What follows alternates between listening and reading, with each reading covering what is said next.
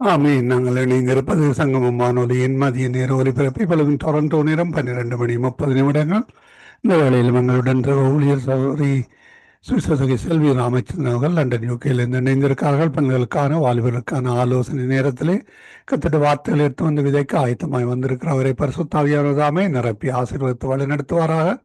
அதே வேளையிலே கத்தர் கொடுத்த தாளந்துகளை கத்தட நாம மகிமைக்காகவும் ஆத்தும ஆதாயத்துக்காகவும் எடுத்து வந்து விதைக்க ஆயத்தமாக வந்திருக்கவரை பரிசுத்தாவியானவர் தாமே வழி நடத்துவாராக.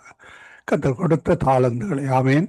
கத்தருடைய நாம மகிமைக்காகவும் ஆத்தும ஆதாயத்துக்காகவும் எடுத்து வந்து விதைக்க போகிற அவரையும் அவர் குடும்பத்தாரையும் கத்தர் தாமே ஆசீர்வதித்து வழி நடத்துவாராக. இந்த வேளையிலும் அவருக்கும் மாலை வணக்கங்களை கூறி வாழ்த்து வரவேற்றுக் கொண்டு அவரிடம் ஒப்படைப்போம். வழி நடத்துங்களா? God bless you. Praise Lord. Praise Lord brother. Amen. வழி நடத்துங்களா? God plus. சங்கமம் என்ற இந்த வானொலி ஸ்தாபனத்தின் மூலம் நம்முடைய கர்த்தராகிய இயேசு கிறிஸ்துவினுடைய பரிசுத்த வேதாகமத்திலிருந்து ஜீவனுள்ள வார்த்தைகளை பகிர்ந்து கொள்ளும்படியாய் அடிமைக்கு கர்த்தர் தருகின்ற இந்த தருணங்களுக்காக கர்த்தரை நன்றியோடு நான் ஸ்தோத்திரிக்கின்றேன். எனக்கு இந்த வாய்ப்பை உருவாக்கி தருகின்ற சங்கமம் என்ற இந்த வானொலி ஸ்தாபனத்தையும் அதை நடத்துகிற சகோதரர் அவர்களையும் கர்த்தர் தான் ஆசீர்வதித்து வழி நடத்துவாராக. இந்த நாளிலும் கர்த்தருடைய வார்த்தையிலிருந்து சாட்சி என்ற தலைப்பின் கீழே ஒரு சிறிய தியானத்தை நான் வைக்க விரும்புகிறேன். எபிரேயர் 4ஆம் அதிகாரம் 12வது வசனத்தை நான் முதலாவது வாசிக்கின்றேன். எபிரேயர் 4ஆம் அதிகாரம் 12வது வசனம். கர்த்தருடைய வார்த்தையினுடைய வல்லமையையும் அதனுடைய தன்மையையும் அது கூறுகிறது. நாம் அனைவரும் அறிந்த வசனம். அநேக முறைகளிலே நான் அதை சொல்லி இருக்கிறேன். தேவனுடைய வார்த்தையானது ஜீவனும் வல்லமையும் உள்ளதாயும் இருபுறமும் கருக்குள்ள எந்த பட்டயத்திலும் கருக்கானதாயும் ஆத்துமாவையும் ஆவியையும் கணுக்களையும் ஊனையும் பிரிக்கத்தக்கதாக உருவ குத்துகிறதாயும் இருதயத்தின் நினைவுகளையும் யோசனைகளையும் வகையறுக்கிறதாயும் இருக்கிறது. ஆமேன். இந்த கர்த்தருடைய வார்த்தை எப்படிப்பட்டது என்று அநேக வசனங்கள் நமக்கு வேதத்தை உயர்த்தி அதை என்னுடைய மகிமையை வெளிப்படுத்துகிற வசனங்கள் உண்டு. ஆனால் இந்த எபிரேயர் 4ஆம் அதிகாரம் 12வது வசனம் எல்லா வசனத்திலும் ஒரு வித்தியாசமான ஒரு வசனமாய் அது காணப்படுகிறது.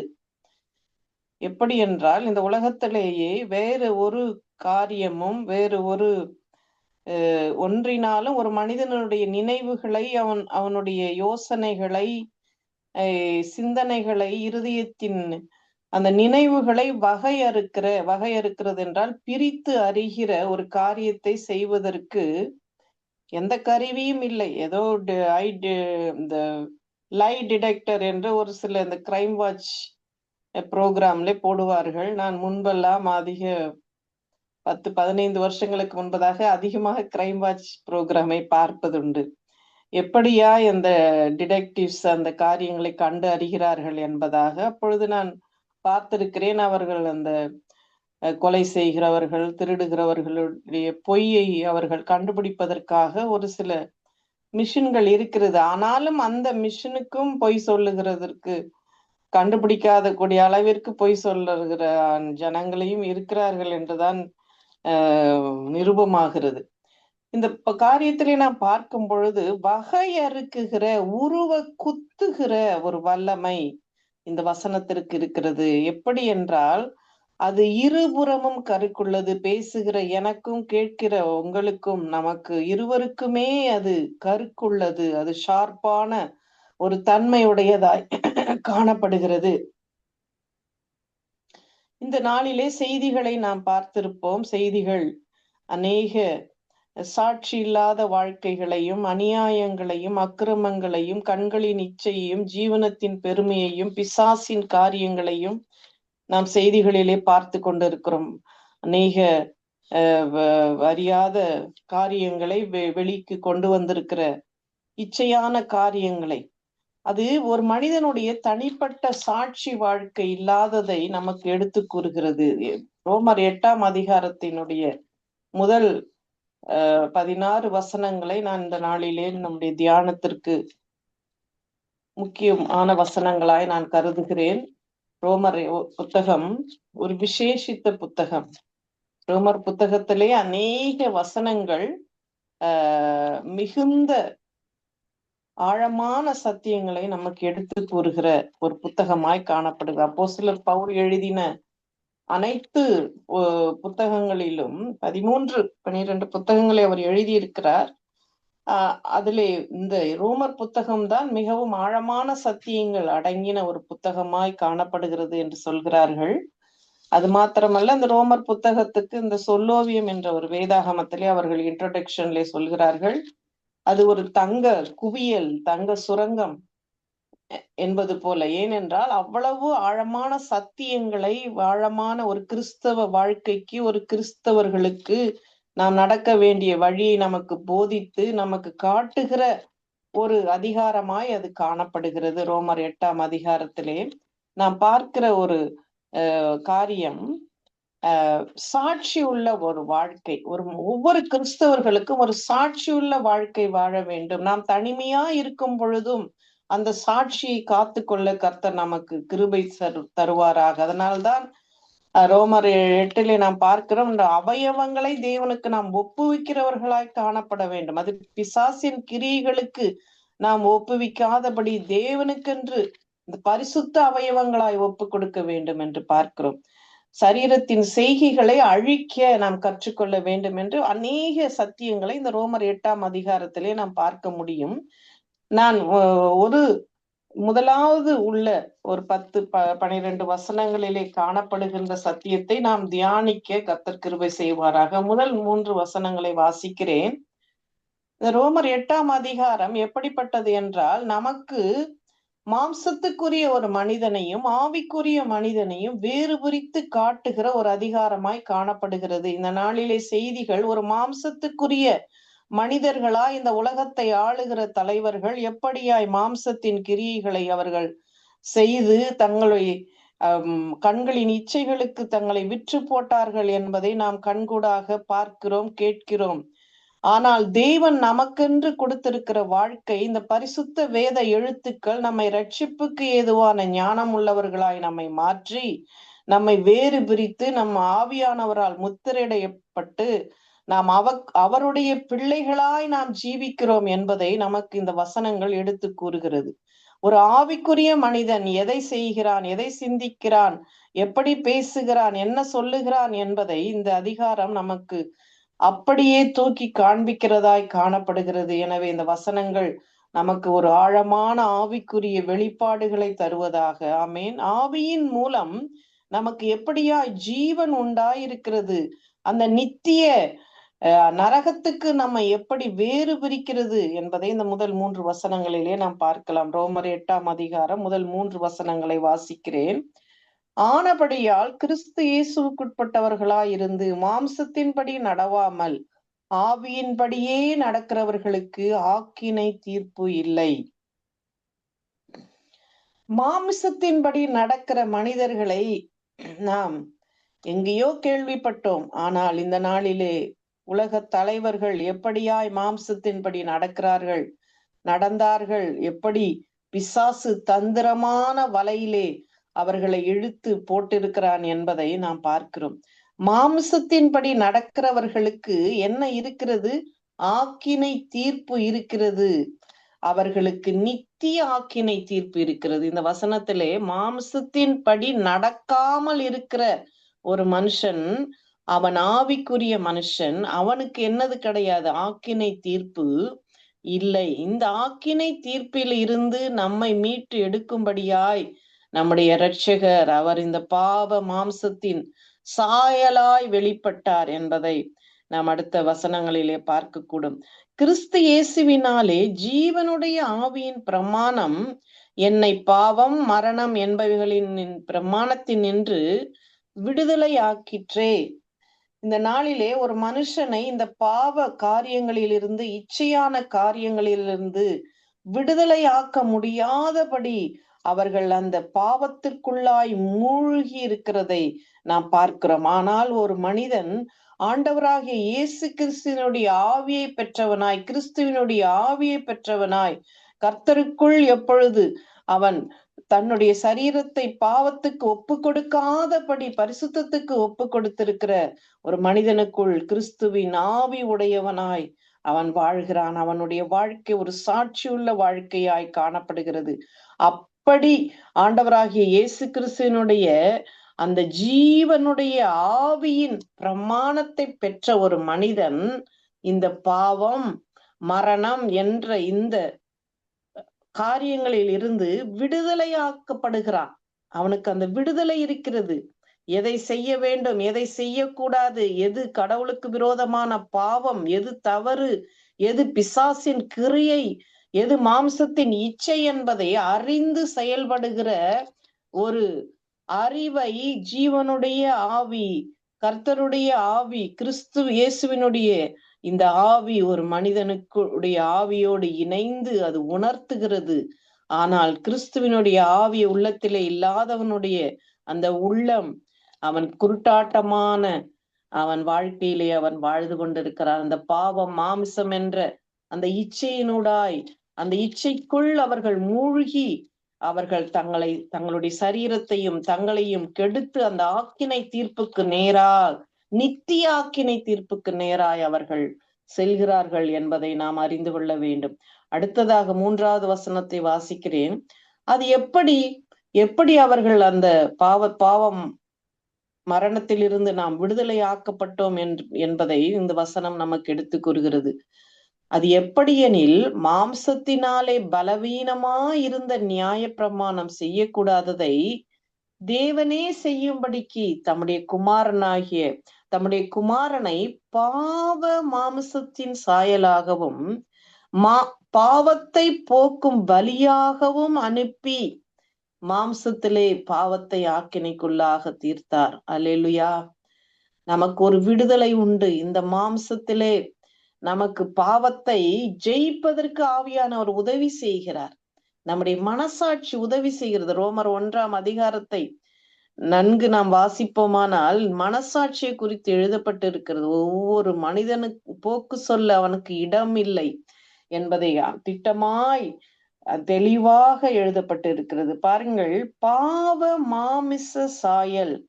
இந்த பாவ மாமிச சாயலில் தான் நாம் வாழ்கிறோம். ஒவ்வொரு மனிதனும் வாழ்கிறார்கள்.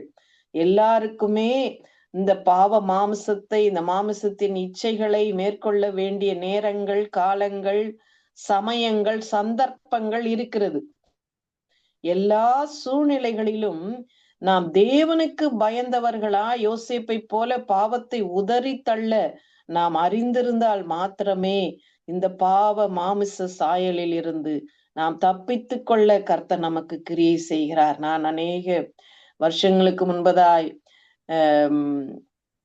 ஒரு புத்தகத்தை நான் புக் ரிவ்யூ செய்தேன். அந்த புக் ரிவ்யூ செய்யும் பொழுது அந்த புக்கை வாசித்த மாத்திரத்திலே அதிகமாய் நான் அழுதேன். கர்த்தர் எப்படியா இச்சையிலே கேடு நிறைந்த ஜனங்கள் மத்தியிலே வேறு பிரித்த பிள்ளைகளை கர்த்தர் அவர்களுக்கென்று ஒரு ஊழியக்காரியை அமைத்து அவர்கள் அந்த ஊழியத்தை செய்தார்கள் என்றது நான் பார்க்கும் பொழுது, இப்படிப்பட்ட ஒரு சமுதாயம் தமிழ்நாட்டிலும் இருந்திருக்கிறதே. அந்த சமுதாயத்திலே அப்பொழுதும் நான் அந்த புத்தகத்தை வாசித்த பொழுது 100 ஆண்டுகள், ஒரு 60-70 ஆண்டுகளுக்கு மேலான முன்னாடி உள்ள ஒரு ஊழியத்தை குறித்து வாசித்தேன். ஆனால் அந்த நாளிலே கூட அப்படிப்பட்ட செய்திகளை நான் கேட்கக்கூடியதா இருந்தது. அந்த இந்து கோயில்களிலே தேவதாசிகள் என்று சொல்லப்படுகின்ற காரியங்களில் இருந்து எப்படியாய் பிள்ளைகளை மீட்டெடுத்தார்கள் என்று நான் பார்த்தேன். அப்படியாக பாவ மாமிச சாயல் எல்லா இடங்களிலும் எல்லா நபர்களிடமும் இருக்கிறது. ஆனால் இந்த பாவ மாம்சத்தின் சாயலினால் நாம் என்ன செய்ய முடியாது? அந்த நியாய பிரமாணத்தை செய்ய முடியாத ஒரு நிர்பந்தம் மனிதனுக்கு. அதை செய்வதற்குரிய பலன் இல்லை. அவன் பாவத்துக்குள் கடக்கிறான். ஆனால் இந்த பாவ மாம்சத்தின் சாயலிலே இருக்கிற நம்மை மீட்டெடுக்கும்படியாய் பரிசுத்தர் பரிசுத்தர் பரிசுத்தர் என்று போற்றப்படுகின்ற அந்த பரிசுத்தர் இந்த பாவ மாம்சத்தின் சாயலாய் வெளிப்பட்டது மாத்திரமல்ல, இந்த பாவத்தை போக்கும் பலியாகவும் அவர் நமக்காக அனுப்பப்பட்டிருக்கிறார். அனுப்பி நம்மை மீட்டு நம்மை எடுத்து இந்த நாளிலே நமக்கு அந்த பாவம் மரணம் என்ற இந்த ஆக்கினை தீர்ப்பில் இருந்து நம்மை விடுதலையாக்கி நம்மை அவருடைய பிள்ளைகளாய் மாற்றி இருக்கிறார். எவ்வளோ பெரிய ஸ்லாக்கியம்! இந்த உலகத்திலே கோடான கோடி பணங்களை உடையவர்கள் தேவனை மறந்து திரிகிறார்கள். நீதிமொழிகளிலே ஒரு வசனம் இருக்கிறது, அதிக ஐஸ்வர்யம் வருவதினால் நான் உம்மை மறக்காதபடி, அதிக தரித்திரம் வருவதினால் நான் உம்மை நிந்தித்து நடக்காதபடி என் படியை எனக்கு அளந்து என்னை போஷித்தருளும் என்று நீதிமொழிகளிலே நாம் பார்க்கிறோம். நாம் அப்படியாய் கர்த்தருக்கென்று நாம் வேறு பிரிக்கப்பட்டவர்களாய் இந்த பரிசுத்த வேத எழுத்துகளினால் நாம் ரட்சிக்கப்பட்டதே நமக்கு அநேகமாயிரம் பொன் வெள்ளியை பார்க்கிலும் அவர் விளம்பின வேதமே நமக்கு நலம் என்று தோன்றுகிறது அல்லவா? ஆமேன். கர்த்தர் நமக்கு கொடுத்திருக்கிற ஸ்லாக்கியம், பாக்கியம், இந்த பாவ மாமிச காரியங்களில் இருந்து இந்த சரீரத்தை எப்படி பரிசுத்த தேவனுக்கு நாம் ஜீவனுள்ள சாட்சியாய் ஜீவிக்கும்படியாய் கர்த்தர் நம்மை அழைக்கிறார். நம்முடைய கண்கள், நம்முடைய செவிகள், நம்முடைய நடை உடை பாவனைகள், நம்முடைய எண்ணங்கள், நம்முடைய சிந்தனைகள், நம்முடைய செயல்கள் அவருக்கு சாட்சியாய் அவருக்கு மகிமையை கொண்டு வருகிறதாய் நாம் காணப்பட வேண்டும். அனுதினமும் நமக்கு வருகிற பாடுகள் அநேகமாக இருக்கலாம், துன்பங்கள், நிந்தனைகள், அவமானங்கள் இருக்கலாம். ஆனால் தேவன் நமக்கு ஒரு பரிசுத்த ஜீவியத்தை அவர் நியமித்திருக்கிறார். அந்த நியமித்த ஓட்டத்திலே நாம் பொறுமையோடு ஓடி அந்த ஜெயத்தை முடிக்கிறவர்களாய் நாம் காணப்பட வேண்டும். நான் சிறு வயதிலே நான் அடிக்கடி சொல்லி இருக்கிறேன், கத்தோலிக்க ஒரு சபையிலே சிஸ்டர்ஸ் கான்வென்ட்லே நான் படித்தேன். 7வது வகுப்பிலிருந்து 12வது வகுப்பு வரை நான் என்னுடைய வாலிப வயது முழுவதும் அந்த கத்தோலிக் சிஸ்டர்ஸ் கான்வென்ட்லே தான் நான் படித்தேன். அப்பொழுது நான் ஹாஸ்டலிலே தான் இருந்து படித்தேன். என்னுடைய ஹாஸ்டல் வார்டன் எல்லாருக்கும் வருகிற கடிதங்களை வாசித்து விட்டுதான் கொடுப்பார்கள். நான் எத்தனையோ வருஷங்களுக்கு முன்பது உடைய காரியங்களை சொல்லிக் கொண்டிருக்கிறேன், 30 வருஷங்களுக்கு முன்பதாய். ஆனால் மற்ற பிள்ளைகளுக்கு வருகிற கடிதங்களை வாசிக்காமல் அவர்கள் கொடுக்கவே மாட்டார்கள். வாசித்து விட்டுதான் அந்த பிள்ளைகளிடம் தருவார்கள் சிஸ்டர். ஆனால் என் மீது அவர்களுக்கு அவ்வளவு நம்பிக்கை, என்னுடைய நடவடிக்கைகள், என்னுடைய காரியங்களை பார்த்து அவர்கள் என்னை சிஸ்டர் ஆகுவதற்கே கூப்பிட்டார்கள். ஆனால் என்னுடைய தகப்பனார் கத்தோலிக்க சபையிலே நான் விரும்பவில்லை. நாங்கள் சிஎஸ்ஐ ஆக இருந்ததினால் என்னை அவர் அதற்கு ஒப்பு கொடுக்க விரும்பவில்லை. அவ்வளவு நான் அந்த கத்தோலிக்க மதத்தோடு இணைந்தவளாய் அதை கடைபிடிக்கிறவர்களாய் நான் காணப்பட்டேன். நான் என்ன சொல்கிறேன் என்றால், அந்த நாட்களிலேயே நான் காணக்கூடியதா இருந்தது. பெண் பிள்ளைகள் இப்படியான இச்சைகளிலே இழுப்புண்டு அவர்கள் பெற்றோருக்கும் நடத்துகிற ஆசிரியர்களுக்கும் சமுதாயத்துக்கும் கீழ்ப்படியாத தன்மைகளை நான் கண்டிருக்கிறேன். அவர்களுடைய தாறுமாறான காரியங்களை நான் பார்த்திருக்கிறேன். ஆனால் அந்த மாமிச காரியங்களில் இருந்து நம்மை விடுதலையாக்குகின்ற அல்லது வேறு பிரிக்கின்ற, அவருக்கென்று நம்மை சாட்சியாய் வைக்கின்ற ஒரே ஒரு காரியம், இந்த கிறிஸ்துவின் ஆவியை உடையவர்களாய், ஆவிக்குரிய பிள்ளைகளாய் நாம் நடக்க வேண்டும். மாம்சத்துக்குரிய பிள்ளைகளாக அல்ல, நம்மை அவர் வேறு பிரித்திருக்கிறார். ஆவிக்குரியவன், அடுத்த வசனத்திலே நாம் பார்க்கலாம், மாம்சத்தின்படி நடவாமல் ஆவியின்படி நடக்கிற நம்மிடத்தில் நியாயப்பிரமாணத்தின் நீதி நிறைவேறும்படிக்கு அப்படி செய்தார். ஆமேன். நாம் பாவிகள், நாம் பரிசுத்தர் அல்ல. நாம் சிந்தனையிலே ஒரு நிமிஷத்திலே, ஒரு வினாடியிலே பாவம் செய்து விட முடியும். ஆனால் இந்த பாவிகளை தேவன் நீதிமானாய் மாற்றும்படியாய் நாம் நிற்க வேண்டிய அந்த குற்றவாளியின் கூண்டுக்குள் அவர் நின்று நமக்கு வரவேண்டிய தண்டனையை அவர் ஏற்று நாம் போக வேண்டிய ஜெயிலுக்கு நாம் போகாதபடி நம்மை தடுத்து மீட்டு எடுத்த ஒரு நீதிமானாய் அவர் காணப்படுகின்றார். நம்மை நீதிமான்களாய், அவருடைய பார்வைக்கு நாம் பரிசுத்தர்களாய், அவருடைய பார்வைக்கு அவருடைய பிள்ளைகளாய் நம்மை மாற்றும்படியாய் நம்மை நீதிமானாய் மாற்றிருக்கிறார். நாம் குற்றவாளிகள் தான், நாம் குறையுள்ளவர்கள், நாம் அநீதி நிறைந்தவர்கள், அக்கிரமக்காரர்கள், இருளிலே இருந்தவர்கள். நம்மை நீதியாய் அவர் மாற்றி இருக்கிறார். நமக்குள் அவருடைய நீதி நிறைவேறி இருக்கிறது. எத்தனை பேர் அவரை விசுவாசிக்கிறார்களோ அத்தனை பேருக்கும் நீதியை அவர் நீதிமான்களாய் அவர் மாற்றுகிறார். ஒரே ஒரு காரியம், நாம் விசுவாசித்தால் போதும். அன்றியும் மாம்சத்தின்படி நடக்கிறவர்கள் மாம்சத்துக்குரியவைகளை சிந்திக்கிறார்கள். எவ்வளவு ஒரு மனிதன் சிந்தனையிலே சிந்தித்து அதை எப்படி செயல்படுத்த வேண்டும் என்று திட்டமிட்டு தீர்மானித்து குற்றங்களை செய்கிறான். குற்றவாளிகளுடைய ஃபைல்களை அல்லது அவர்களுடைய இன்வெஸ்டிகேஷன்களை நாம் பார்த்தோமானால் அவர்கள் சிந்தனையிலே முதலாவது அவர்கள் பல காரியங்களை சிந்தித்து யோசித்து செயல்படுத்துவார்கள். அதிலே பல பிழைகளை அவர்கள் விட்டு சென்று வருவார்கள். அந்த பிழைகளை தான் டிடெக்டிவ்ஸ் கண்டுபிடித்து அந்த குற்றவாளிகளை பிடிக்கிறார்கள். அப்படியாக தேவன் அந்த எபிரேயர் 4:12 நாம் பார்ப்போமானால் நம்முடைய தேவனுக்கு மறைவானது ஒன்றுமில்லை. 13வது வசனத்திலே அவருக்கு முன்பதா எல்லாம் நிர்வாணமா இருக்கிறது. அப்படிப்பட்ட தேவனுக்கு முன்பதாய் நாம் நம்மை நீதிமான்களாய் நாம் காண்பிக்க ஆவிக்குரிய பிள்ளைகளாய் இருப்பதற்காக நாம் ஆவிக்குரிய சிந்தனை சிந்திக்க வேண்டும்.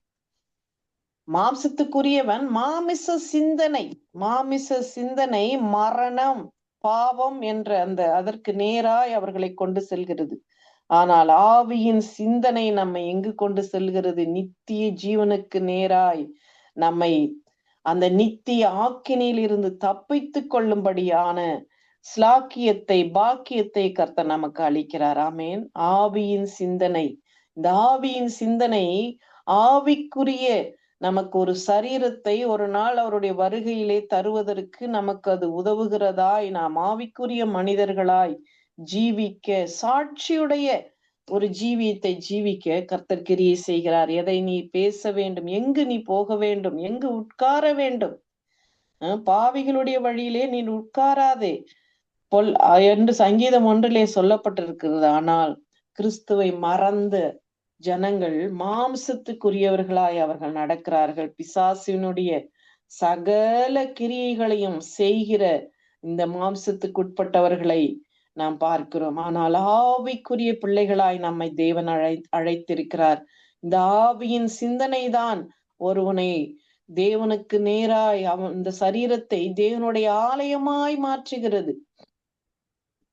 ஆமே, நமக்குள் வாசம் செய்கிறார். ஆசரிப்பு கூடாரத்தை அந்த நாளிலே மோசேயிடம் அவர் அமைக்க சொல்லி அந்த மகா பரிசுத்த ஸ்தலத்திலே வந்து அவர் மகிமையாய் பிரசன்னமானார். அதே மகிமையை, அந்த ஷெக்கினா மகிமையை நம்முடைய உள்ளத்திலே, நம்முடைய இருதயத்திலே வந்து தங்கும்படியான பாக்கியத்தை, ஸ்லாக்கியத்தை ஆவியானவர் நமக்கு தருகிறார். நாம் எவ்வளவு பெரிய ஸ்லாக்கியம் உள்ளவர்கள்! அவருடைய தேவாலயமாய் இந்த சரீரத்தை பேணிக்கொள்ள கர்த்தர் கிருபை செய்வாராக.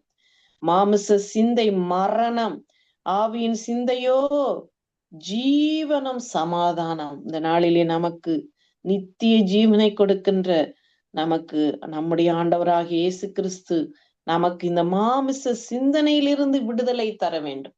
நீ எதை சிந்திக்க வேண்டும், எப்படி சிந்திக்க வேண்டும்? ஆவிக்குரியவைகளை சிந்திக்க, உண்மையுள்ளவைகள், ஒழுக்கம் உள்ளவைகள், நீதி உள்ளவைகளை, பிலிப்பியர் 4:8, ஒழுக்கமுள்ளவைகளை, புண்ணியம், புகழ், இவைகளை சிந்திக்கிறவர்களாய் நம்முடைய சிந்தனை காணப்பட வேண்டும். அதற்கு அப்பாற்பட்ட காரியங்களை சிந்திக்காதபடி அந்த சிந்தனைகளை சிறைபிடிக்கிறவர்களாய் நாம் காணப்பட வேண்டும். சிந்தனை போகும் தான், ஆனால் அது சிந்திக்க கூடாது என்கிற அந்த சிந்தனைக்குள்ளாய் நாம் நம்முடைய சிந்தனைகளை பரிசுத்தப்படுத்துகிறவர்களாய் காணப்பட வேண்டும். ஆவிக்குரிய சிந்தனை உடையவர்களாய், ஆவிக்குரிய காரியங்களை யோசிக்கிறவர்களாய், செயல்படுத்துகிறவர்களாய், திட்டம் பண்ணுகிறவர்களாய், அதை தீர்மானிக்கிறவர்களாய் நாம் காணப்பட வேண்டும். அந்த பிலிப்பியர் 4:8 வசனத்திலே 8 காரியங்கள் அடங்கி இருக்கிறது. அந்த 8 காரியத்துக்குள் உள்ள உண்மையான, ஒழுக்கமான அன்புள்ள, புண்ணியம், புகழ், நற்கீர்த்தி, இப்படிப்பட்ட அந்த காரியங்களுக்குள்ளா எல்லா காரியத்தையுமே நம்ம அடக்க முடியும். அதற்கு அப்பாற்பட்ட காரியத்தை நாம் சிந்தனையிலே வைத்தோமானால் அது மாமிச சிந்தனையாய் அது மாறும். அந்த சிந்தனை, அந்த 8 காரியங்களுக்குள் உள்ள அந்த சிந்தனையை நாம் சிந்திக்கும் பொழுது அது ஒரு ஆவிக்குரிய சிந்தனையாய் இருக்கிறது. அது மாத்திரமல்ல, அது அடுத்த அந்த வசனத்திலே நாம் பார்க்கும் பொழுது நமக்கு தேவ சமாதானம், அந்த அந்த காரியங்களை நீ சிந்தித்தால் உனக்குள் என்ன கிடைக்கிறது? ஜீவனும் சமாதானமும் இங்கு வசனத்திலே நாம் பார்க்கிறோம். ஆவியின் சிந்தனை நமக்கு கொடுக்கிற ஸ்லாக்கியம் ஜீவனும் சமாதானமும். அப்படியான ஒரு சிந்தனையை நமக்கு கர்த்தர் தருவாராக. ஆமென். அப்படிப்பட்ட சமாதானம், அந்த வசனத்தை வாசிக்கிறேன். பிலிப்பியர் 4ஆம் அதிகாரம் 8வது வசனத்துக்கு கீழே உள்ள வசனத்தை நாம் பார்ப்போமானால், தேவ சமாதானம் உங்கள் இருதயங்களிலே வரும் என்று பார்ப்போம். எப்படிப்பட்ட ஒரு மனிதன் ஆவிக்குரிய சிந்தனையாய் இருக்க வேண்டும் என்று. அப்பொழுது எல்லா புத்திக்கும் மேலான தேவ சமாதானம் உங்கள் இருதயங்களையும் உங்கள் சிந்தனைகளையும் கிறிஸ்து இயேசுக்குள்ளாக காத்துக்கொள்ளும். கடைசியாக சகோதரரே, உண்மையுள்ளவைகள் எவைகளோ, ஒழுக்கமுள்ளவைகள் எவைகளோ, நீதியுள்ளவைகள் எவைகளோ, கற்புள்ளவைகள் எவைகளோ, அன்புள்ளவைகள் எவைகளோ, நற்கீர்த்தி உள்ளவைகள் எவைகளோ, புண்ணியம் எதுவோ, புகழ் எதுவோ, அவைகளையே சிந்தித்துக் கொண்டிருங்கள். நீங்கள் என்னிடத்தில் கற்றும் அடைந்தும் கேட்டும் கண்டும் இருக்கிறவைகள் எவைகளோ அவைகளையே செய்யுங்கள். அப்பொழுது சமாதானத்தின் தேவன் உங்களோடு இருப்பார். இந்த சிந்தனை எங்கு கொண்டு செல்லும்? தேவ சமாதானத்தை நாம் இழக்கும்படி செய்யும். ஆனால் இந்த பிலிப்பியர் 4:8 உள்ள காரியங்களை நாம் சிந்திப்போமானால் நம்முடைய இருதயம் தேவ சமாதானத்தினால் அது நிரப்பப்பட்டு நாம் ஆவிக்குரிய பிள்ளைகளாய், சாட்சியுள்ள வாழ்க்கை வாழ்கிறவர்களாய் நாம் காணப்படுவோம். எத்தனை சாட்சிகளை நாம் கேட்டு பார்க்கிறோம். தேவ வசனத்திலே சவுல் பவுலான மாத்திரத்திலே அனனியாவிடத்திலே தேவன் சொல்லுகிறார், உன்னை சந்திக்க சவுல் வருகிறார் என்று. ஆனால் அனனியா சொல்லுகிறார், இல்லையா, சவுல் கிறிஸ்தவர்களை துன்பப்படுத்துகிற ஒரு மனிதனை எதற்கு என்னிடம் அனுப்புகிறீர் என்று. ஆனால் ஆண்டவர் சொல்லுகிற ஒரு காரியம், அனனியாவிடம் சொல்லுகிறார், இப்பொழுது சவுல் ஜெபம் செய்கிறார் என்று. நாம் ஜெபிக்கிற ஜெபங்களை கூட தேவன் அறிந்தவராயிருக்கிறார். ஒரு ஆவிக்குரிய மனிதனுடைய சிந்தனைகள், எபிரேயர் 4:12 நான் வாசித்தேன், இருதயத்தின் நினைவுகளையும் சிந்தனைகளையும் வகை அறுக்கிற ஒரு வல்லமை இந்த ஆவியாயும் ஜீவனுமாயும் உடைய வசனத்துக்கு காணப்படுகிறது. தேவன் அனனியாவிடம் சொல்லுகிறார், இல்லை, நான் வேறு பிரித்த ஒரு மகனாய் நான் சவுலை பவுலாக்கி இருக்கிறேன். இப்பொழுது ஒரு ஆவிக்குரிய மனிதனாய், மாம்சத்துக்குரிய மனிதன் நீங்கி ஒரு ஆவிக்குரிய மனிதனாய் அவன் வாழ்கிறான் என்பதை அங்கு சாட்சி சொல்லுவதை நாம் பார்க்கிறோம். நம்மை குறித்து சாட்சி சொல்ல வேண்டும் ஜனங்கள். அடுத்ததாக எப்படி என்றால், மாமிச சிந்தை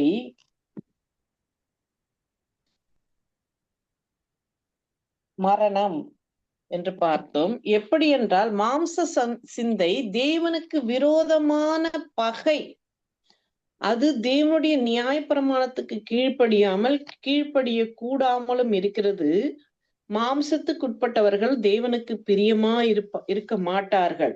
தேவனுடைய ஆவி உங்களில் வாசமாயிருந்தால் நீங்கள் மாம்சத்துக்குட்பட்டவர்களாயிராமல் ஆவிக்குட்பட்டவர்களாயிருப்பீர்கள். கிறிஸ்துவின் ஆவி இல்லாதவன் அவருடையவன் அல்ல. மேலும் கிறிஸ்து உங்களில் இருந்தால் சரீரமானது பாவத்தின் நிமித்தம் மரித்ததாயும் ஆவியானது நீதி நிமித்தம் ஜீவனுள்ளதுமாய் இருக்கிறது. ஆமேன். நாம் கர்த்தர் நமக்கு இந்த நாளிலே சொல்லுகிற ஒரு காரியம், நாம் கிறிஸ்துவனுடைய பிள்ளைகளாய் நாம் ஜீவிக்க கர்த்தர் நமக்கு கிருபை செய்வாராக. ஆமேன். அது மாத்திரமல்ல, தொடர்ந்து உள்ள அந்த 16 வசனங்களிலே நாம் பார்ப்போமானால், நாம் தேவனுடைய பிள்ளைகளாக இருக்கிறோம் என்று ஆவியானவர் தாமே நம்முடைய ஆவியோடு கூட சாட்சி கொடுக்கிறாராம். அந்த சாட்சி, இத்தனை வசனங்களை பவுல் அப்படியே சொல்லிவிட்டு இந்த 16வது வசனத்திலே அவர் அந்த ஆவியானவர் நம்மை ஆவிக்குரிய சிந்தனை, ஆவிக்குரிய செயல்களிலே நடத்துவது மாத்திரமல்ல, நம்மை குறித்து அவர் சாட்சி கொடுக்கிறார். சவுலை குறித்து நான் பவுலாக மாற்றிவிட்டேன் என்று சாட்சியை அனனியாவிடம் சொல்லுகிறார். நான் யோபுவை குறித்து சாட்சி தேவனே பரலோகத்திலே சொல்லுகிறார் பிசாசிடம். நம்மை குறித்து சாட்சிகள் இருக்க வேண்டும். சாட்சி இல்லாத வாழ்க்கை அது மாம்சத்துக்குரிய வாழ்க்கையாய் காணப்படுகிறது. ஒரு ஆவிக்குரிய பிள்ளைகளுக்கு தேவ ஆவியினால் நடத்தப்படுகின்ற ஒரு சாட்சியுள்ள ஜீவியம் நமக்கு அவசியமாய் காணப்படுகிறது. ஆவியானவர் நம்மை நடத்துவாராக. அப்பா பிதாவே என்று கூப்பிட பண்ணுகிற அந்த புத்திர சுவிகாரத்தின் ஆவியினால் நம்மை அலங்கரித்திருக்கிறார். ஹல்லேலூயா. நம் கண்களை மூடி கர்த்தரை நோக்கி நாம் பார்ப்போமா? ஸ்தோத்திரம் தகப்பனே, இந்த நாளுக்காக நாங்கள் உண்மை நன்றியோடு நாங்கள் உண்மை ஸ்தோத்தரிக்கிறோம், உண்மை துதிக்கிறோம். அப்பா, பரிசுத்த ஆவியானவர் வந்து வாசம் செய்யும் தேவ ஆலயமா எங்களை மாற்றின பரிசுத்தரே, உம்மை துதிக்கிறோம், உம்மை ஸ்தோத்தரிக்கிறோம். அப்பா, இது பாவ மாமிசம்தான். ஆனால் பரிசுத்த தேவன் வந்து வாசம் செய்ய எங்களை நீதிமானாய் உம்முடைய தேவனுடைய பிள்ளைகளாய் புத்திரர்களாய் சுவிகாரம் கொண்டவரையும் ஸ்தோத்தரிக்கிறோம்.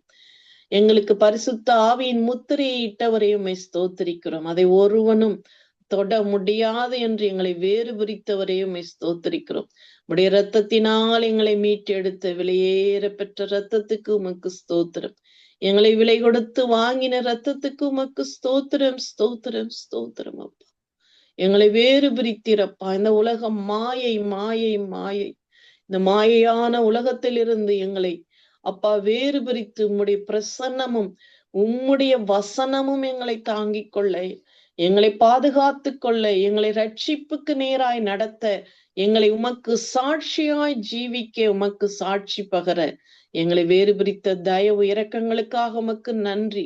இந்த வானொலியை கேட்கிற வாலிபர்களும் அப்பா பெண்களும் உமக்கு சாட்சியாய் ஜீவிக்கட்டும். அப்பா, அக்கினி நடுவிலே உலாவின தேவன் எங்கள் மத்தியிலே உலாவுவீராக. வாலிபர்களை எழுப்பும், பரிசுத்த ஜீவியத்தை ஜீவிக்க கிருபையை தாங்க. பெண்களை எழுப்பும் அப்பா, உமக்கென்று வேறு பிரிக்கப்பட்ட சாட்சிகள் வாழ கிருபையை தாங்க. இந்த இருளான பூமியிலே அப்பா, இருளின் ஜனங்கள் ஆளுகை செய்கிற அப்பா இந்த தேசங்கள் மத்தியிலே நாங்கள் உமக்கு ஒளியாயுப்பாய் ஜீவிக்க எங்களை பலப்படுத்தி வழி நடத்தும்படியாய் அடிமையின் தாழ்த்தி ஒப்பு கொடுக்கிறேன். வானொலியை நடத்துகிற சகோதரர், அவருடைய மனைவி, பிள்ளைகள், பேர பிள்ளைகள் ஒவ்வொருவரையும் என் தேவன் வேறு பிரித்தீரே, உமக்கு கோடி கோடி நன்றி. அப்பா, உமக்கென்று இந்த வானொலி ஒளி வீசட்டும், எல்லைகள் விரிவாகட்டும். என் தேவன் பொறுப்படுத்த வழி நடத்தும்படியாய் ஜெபிக்கிறேன், ஸ்தோத்திரிக்கிறேன். எல்லா துதி கன மகிமை உமக்கு செலுத்தி எங்களுக்காக மரித்து விட்டு சதாகாலமும் ஜீவிக்கின்ற இயேசுவி நாமத்தினால் ஜெபிக்கிறேன் நல்ல பிதாவே. ஆமேன், ஆமேன், ஆமேன், ஆமேன். மீதியான ஆதங்கத்தோடு இந்த சேவை செய்தி எடுத்து வந்திருக்கிறீர்கள். கர்த்தர் தாமே வழி நடத்துவாராக. கர்த்தருடைய கரத்திலே ஒப்புவிப்போம். பரிசுத்த ஆவியானவர் இல்லை என்றால் இந்த காரியங்கள் உலகத்திலே நடக்கிற எல்லா காரியங்களுக்கும் காரணம் இந்த சாத்தானின் காரியம். பரிசுத்த ஆவியானவர் அவருடைய இருக்கின்ற பொழுது இப்படிப்பட்ட பிரச்சனைகள் வராது. பரிசுத்த ஆவியானவர் காத்துக்கொள்வார், நடைகளை காத்துக்கொள்வார், அவருடைய காத்துக்கொள்வார். அந்த வேலையை கர்த்தர் தாமே வழி நடத்துவாராக. கொடுக்கப்பட்ட தேவ செய்திக்காக நன்றி செலுத்துகிறோம், வாழ்த்துகிறோம், ஆசீர்வதிக்கிறோம். கர்த்தருடைய கரத்திலே உங்களை உங்கள் குடும்பத்தாரையும் ஒப்புவிக்கிறோம். நாங்கள் திரும்பமாக திங்கட்கிழமை மன்னிக்க வேண்டும், அடுத்த வாரத்திலே சந்திப்போம். அதுவரையும் தேவசமாத்துக் கொள்கிறோம், வாழ்த்துகிறோம், ஆசீர்வதிக்கிறோம். கர்த்தருடைய கரத்திலே உங்களை எல்லோரையும் ஒப்புவிக்கிறோமா. God bless you. Amen, amen. நன்றிங்க பிரதர். கர்த்தர் உங்களையும் ஆசீர்வதிப்பாராக. ஆமேன், ஆமேன், ஆமேன். அருமையானவர்களே, இதுவரை நேரம் பெண்களுக்கான வாலிபர்களுக்கான ஆலோசனை நேரத்திலே தேவ செய்தியை தேவ ஊழியர் சுவிசேஷகி செல்வி ராமச்சந்திரன் லண்டன் யூகேலிருந்து எடுத்து வந்தார்கள். உங்களை ஒருவருக்கும் ஆசீர்வாதமாக இருந்திருக்கும் என விசுவாசிக்கிறோம். அதே வேளையிலே மறு ஒலிப்பிலே யூடியூப் கூட ஃபேஸ்புக்கு கூட கடந்து செல்கின்ற பொழுதும் கர்த்தர் தாமே இந்த வார்த்தைகளுக்கு கூடாக உங்களுடன் பேசுவாராக, வழி நடத்துவாராக, சேடமாக ரட்சிப்புக்குள்ளே வழி நடத்துவாராக. அதற்காக நன்றி செலுத்துகிறோம், வாழ்த்துகிறோம், ஆசீர்வதிக்கிறோம். நன்றிகளையும் வாழ்த்துக்களையும் கூறுவோம். கர்த்தர் வழி நடத்துவாராக. ஆமேன். God plus.